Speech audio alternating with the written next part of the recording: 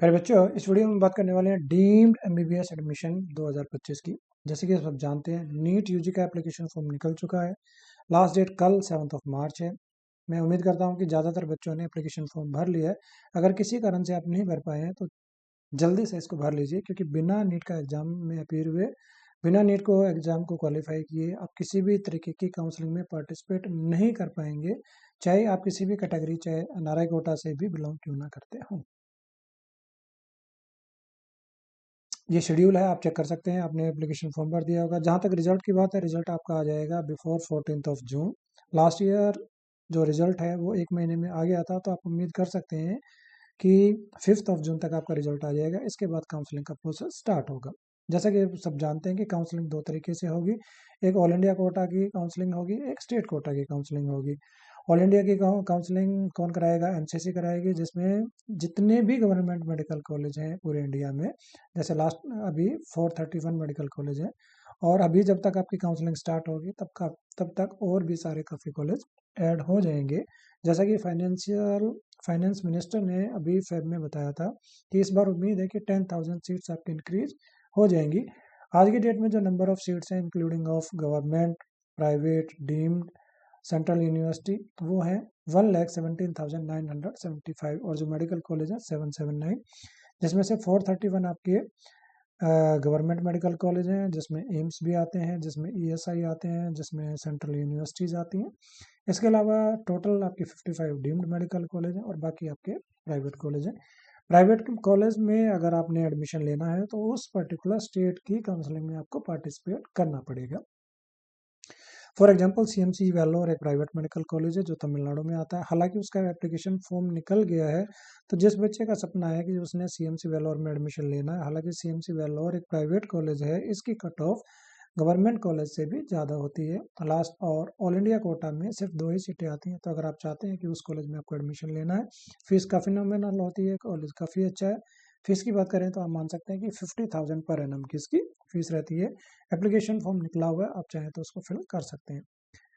देखिए, हर बच्चे का एक सपना होता है कि उसको अपने स्टेट से ऑल इंडिया कोटा से या तो गवर्नमेंट कॉलेज मिल जाए, या स्टेट से कोई, अगर किसी स्टेट में सेमी गवर्नमेंट कॉलेज है तो वो मिल जाए, या किसी किसी स्टेट में प्राइवेट कॉलेज में गवर्नमेंट कोटा की सीट होती है जिसमें फीस काफ़ी नॉमिनल होती है, जैसे आपकी जो होते हैं तेलंगाना में, आंध्रा में, कर्नाटका में।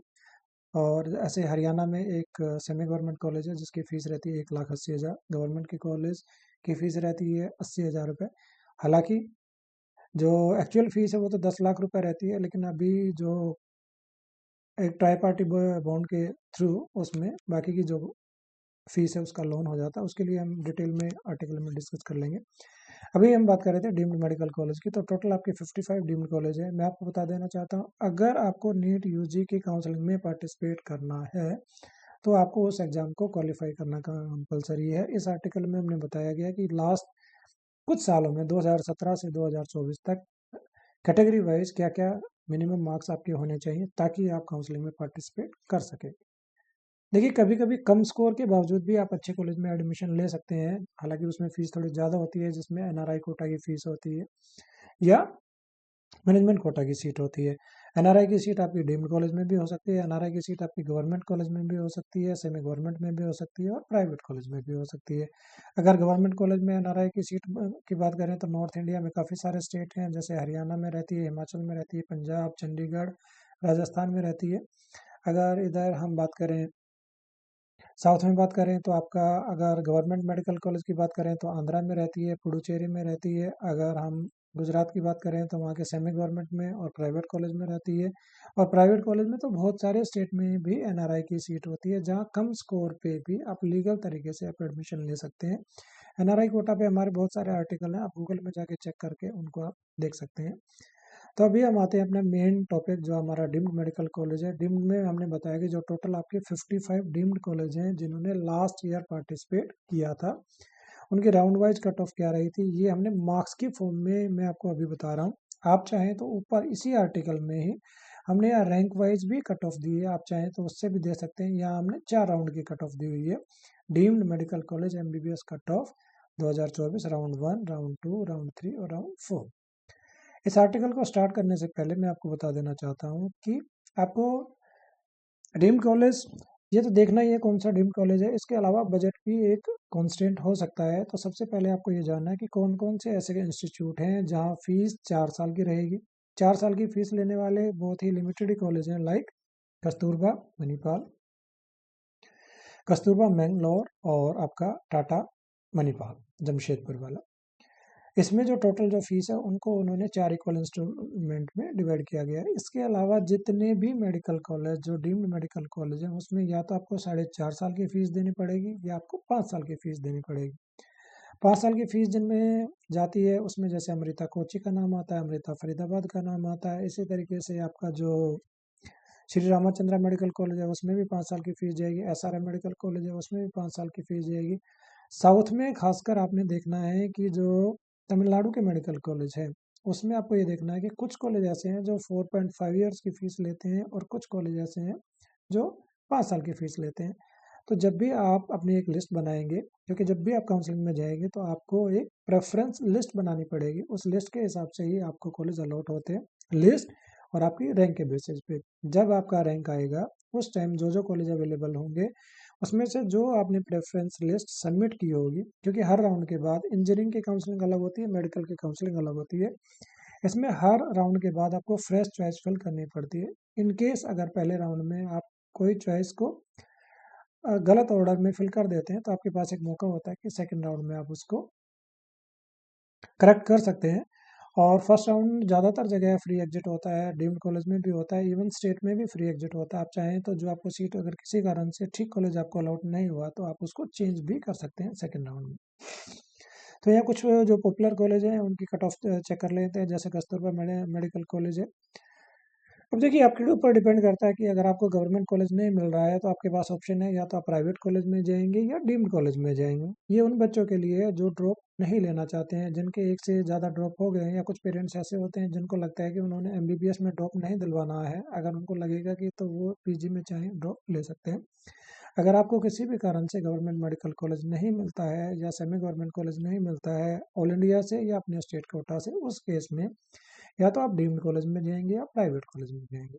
जितने भी डीम्ड कॉलेज हैं उनकी काउंसलिंग एक ही जगह से हो जाएगी। वो काउंसलिंग कौन कराएगा? MCC। उसमें एक ही साथ में आप 2,05,000 की फीस पे करके आप एक कॉलेज के लिए भी आप अप्लाई करेंगे तो भी आपको 2,05,000 रुपये देने हैं। और जितने भी डीम्ड कॉलेज हैं अगर किसी के लिए भी आपने जाना है या सबके लिए जाना है तो भी आपको टोटल 2,05,000 रुपये की फीस देनी पड़ेगी।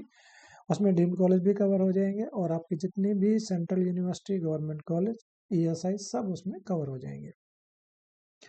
अगर प्राइवेट कॉलेज में आप एडमिशन लेना चाहते हैं तो उसके लिए आपको अलग से पार्टिसिपेट करना पड़ेगा। मान लिया कि आपको जाना है सेंट जॉन मेडिकल कॉलेज में, वो भी एक अच्छा कॉलेज है, फीस रहती है 8.5 लाख रुपए, प्राइवेट कॉलेज है।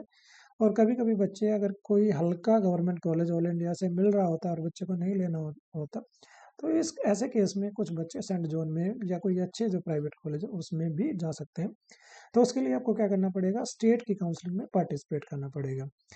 स्टेट की काउंसलिंग हर स्टेट अपने अलग से एप्लीकेशन फॉर्म निकालता है। कुछ के एप्लीकेशन फॉर्म में नीट से पहले, नीट के एग्जाम से पहले निकाले जाते हैं, कुछ के बाद में निकलते हैं, ज़्यादातर के बाद में निकलते हैं। कुछ के जो पहले निकलते हैं उसमें CMC वेल्लोर का जैसे अभी निकला हुआ है, कर्नाटका का निकला था, 18th लास्ट डेट थी जो बाद में एक्सटेंड होके 24 तक हो गई थी। केरला का निकला हुआ है 10 तारीख उसकी, 10 मार्च लास्ट डेट है फॉर केरला।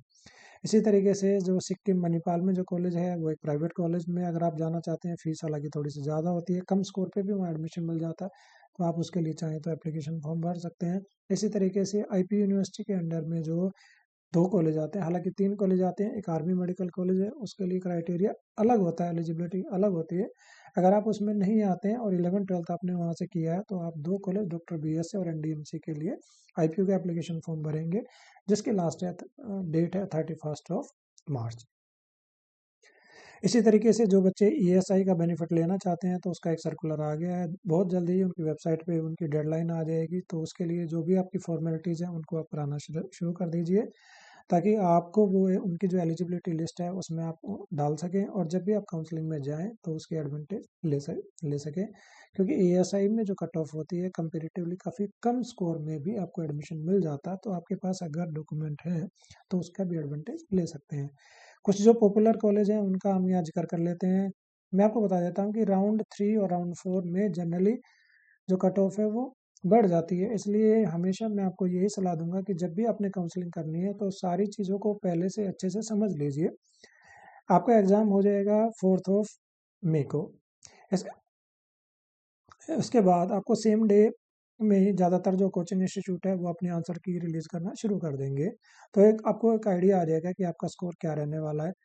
अगर आपको लगता है कि किसी कारण से आपको गवर्नमेंट कॉलेज नहीं मिल रहा है या सेमी गवर्नमेंट कॉलेज नहीं मिल रहा है, तो उस केस में आपको पहले से प्लान कर लेना चाहिए अपनी लोकेशन के हिसाब से, बजट के हिसाब से या पीजी की सीट को ध्यान में रखते हुए, जो बाकी अदर फैक्टर हैं कि कॉलेज का माहौल कैसा है, इंफ्रास्ट्रक्चर कैसा है, फैकल्टी कैसी है, और जो भी सारी चीज़ें उनको पहले से समझ के अगर आप अच्छे से काउंसलिंग करेंगे तो फर्स्ट राउंड में ही आपको अच्छी सीट मिल जाएगी।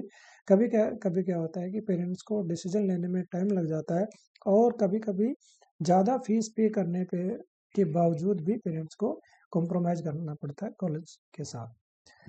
तो जैसे कस्तूरबा मेडिकल कॉलेज है, यहाँ हमने मार्क्स दिया हुआ, मैंने दोबारा बताया कि अगर आपने रैंक देखनी है तो इसके जस्ट ऊपर ही आप इसको चेक कर पाएंगे। तो जितने भी मेडिकल कॉलेज है, चाहे कस्तूरबा है, चाहे अमृता है, चाहे हमदर्द है, टाटा मणिपाल है, जेएसएस भी काफ़ी अच्छा मेडिकल कॉलेज है, Pravara institute rural medical college ये भी काफ़ी अच्छा कॉलेज है, जे केएलई बेलगांव जवाहरलाल नेहरू बेलगांव ये भी अच्छा कॉलेज है, के एस हेगड़े अच्छा कॉलेज है, इसी तरीके से कलिंगा भी अच्छा कॉलेज है, एसडीयू कोलार भी अच्छा कॉलेज हो सकता है। इसी तरीके से महाराष्ट्र में कुछ कॉलेज ऐसे हैं अच्छे हैं, जैसे एमजीएम है, डीवाई पाटिल है, भारतीय विद्यापीठ है। हालांकि डीवाई पाटिल और भारतीय विद्यापीठ की फीस कंपेरेटिवली ज़्यादा रहती है। तो इस आर्टिकल में हमने ये भी बताया कि कॉलेज के cut off marks round wise क्या थी और उनका बजट भी क्या रहता है।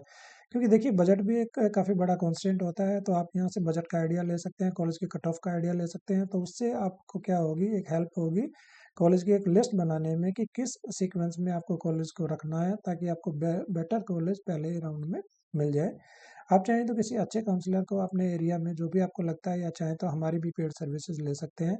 इस तरीके से जो भी आपके रेलिवेंट आर्टिकल है, हमने कोशिश की है कि अपने वेबसाइट पे जितने भी रेलिवेंट आर्टिकल आपके लिए जो यूज़फुल हो सकते हैं, हमने कोशिश की है कि वो सब हम आपको प्रोवाइड कर सकें। जैसे अ, अभी रिसेंट में हमने जो ये आर्टिकल लॉन्च किया है, like Haryana private medical college budget, इसी तरीके से जितने भी स्टेट है उनका सबका उनके प्राइवेट मेडिकल कॉलेज का हम बजट आपको यहाँ दे देंगे। ओपन स्टेट कौन कौन से हैं? ओपन स्टेट वो स्टेट होते हैं जिसमें दूसरे स्टेट के बच्चे भी जाके काउंसलिंग में पार्टिसिपेट कर सकते हैं। ऐसा ज़रूरी नहीं है कि सारे स्टेट ओपन हो। जैसे गुजरात में दूसरे स्टेट के बच्चे अलाउड नहीं होते हैं, जैसे जम्मू कश्मीर में अलाउड नहीं होते हैं, जैसे उड़ीसा में दूसरे स्टेट के बच्चे अलाउड नहीं होते हैं, पंजाब में नहीं होते हैं। तो यहाँ से एक आप आइडिया ले सकते हैं कि ऐसे कौन कौन से स्टेट हैं जहाँ आप अ, अगर प्राइवेट कॉलेज में आपको एडमिशन लेना है तो कौन कौन से कॉलेज में आप जा सकते हैं। तो उसका एक आइडिया आपको यहाँ से ले सकते हैं। तो इसी के साथ इस वीडियो को हम यहाँ एंड करते हैं, और उम्मीद करते हैं कि ये आर्टिकल कहीं ना कहीं आपको हेल्प करेगा। Wish you all the best आपके 12th के एग्ज़ाम के लिए और नीट के एग्ज़ाम के लिए। Thank you so much.